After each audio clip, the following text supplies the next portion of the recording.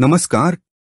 श्रावण माह के कृष्ण पक्ष की कामिका एकादशी 30 जुलाई को शाम 4:44 पर शुरू होगी और इसका समापन 31 जुलाई को दोपहर 3:55 पर होगा।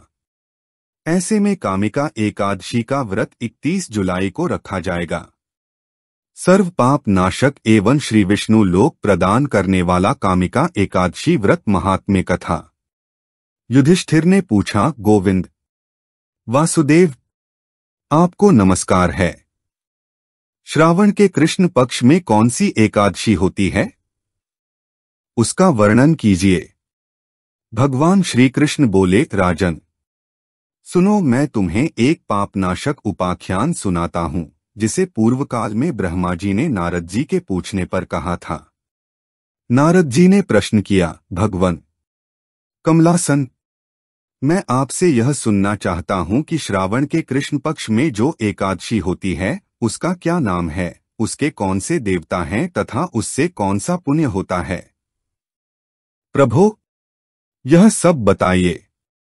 ब्रह्मा जी ने कहा, नारद सुनो, मैं संपूर्ण लोकों के हित की इच्छा से तुम्हारे प्रश्न का उत्तर दे रहा हूं। श्रावण मास में जो कृष्ण पक्ष की एकादशी होती है उसका नाम कामिका है। उसके स्मरण मात्र से वाजपेय यज्ञ का फल मिलता है। उस दिन श्रीधर, हरि, विष्णु, माधव और मधुसूदन आदि नामों से भगवान का पूजन करना चाहिए। भगवान श्री कृष्ण के पूजन से जो फल मिलता है वह गंगा, काशी, नैमिषारण्य तथा पुष्कर क्षेत्र में भी सुलभ नहीं है। सिंह राशि के बृहस्पति होने पर तथा व्यतिपात और दंडयोग में गोदावरी स्नान से जिस फल की प्राप्ति होती है वही फल भगवान श्री कृष्ण के पूजन से भी मिलता है। जो समुद्र और वन सहित समूची पृथ्वी का दान करता है तथा जो कामिका एकादशी का व्रत करता है वे दोनों समान फल के भागी माने गए हैं।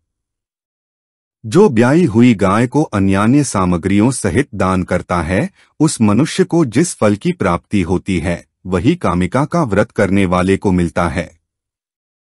जो नरश्रेष्ठ श्रावण मास में भगवान श्रीधर का पूजन करता है उसके द्वारा गंधर्वों और नाग सहित संपूर्ण देवताओं की पूजा हो जाती है। आठ पाप भीरु मनुष्यों को यथाशक्ति पूरा प्रयत्न करके कामिका के दिन श्रीहरि का पूजन करना चाहिए। जो पापरूपी पंख से भरे हुए संसार समुद्र में डूब रहे हैं उनका उद्धार करने के लिए कामिका का व्रत सबसे उत्तम है। अध्यात्म विद्यापरायण पुरुषों को जिस फल की प्राप्ति होती है उससे बहुत अधिक फल कामिका व्रत का सेवन करने वालों को मिलता है। कामिका का व्रत करने वाला मनुष्य रात्रि में जागरण करके न तो कभी भयंकर यमराज का दर्शन करता है और न कभी दुर्गति में ही पड़ता है। लाल मणि, मोती, वैदूर्य और मूंगे आदि से पूजित होकर भी भगवान विष्णु वैसे संतुष्ट नहीं होते जैसे तुलसी दल से पूजित होने पर होते हैं।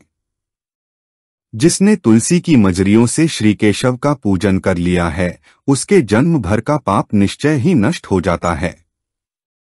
जो दर्शन करने पर सारे पाप समुदाय का नाश कर देती है, स्पर्श करने पर शरीर को पवित्र बनाती है, प्रणाम करने पर रोगों का निवारण करती है, जल से सींचने पर यमराज को भी भय पहुंचाती है, आरोपित करने पर भगवान श्री कृष्ण के समीप ले जाती है और भगवान के चरणों में चढ़ाने पर मोक्षरूपी फल प्रदान करती है, उस तुलसी देवी को नमस्कार है। जो मनुष्य एकादशी को दिन रात दीपदान करता है उसके पुण्य की संख्या चित्रगुप्त भी नहीं जानते। एकादशी के दिन भगवान श्री कृष्ण के सम्मुख जिसका दीपक जलता है उसके पितर स्वर्गलोक में स्थित होकर अमृतपान से तृप्त होते हैं। घी अथवा तिल के तेल से भगवान के सामने दीपक जलाकर मनुष्य देहत्याग के पश्चात करोड़ों दीपकों से पूजित हो स्वर्गलोक में जाता है। भगवान श्री कृष्ण कहते हैं, युधिष्ठिर, यह तुम्हारे सामने मैंने कामिका एकादशी की महिमा का वर्णन किया है। कामिका सब पातकों को हरने वाली है, अतः मानवों को इसका व्रत अवश्य करना चाहिए। यह स्वर्ग लोक तथा महान पुण्य फल प्रदान करने वाली है। जो मनुष्य श्रद्धा के साथ इसका महात्म्य श्रवण करता है वह सब पापों से मुक्त हो श्री विष्णु लोक में जाता है।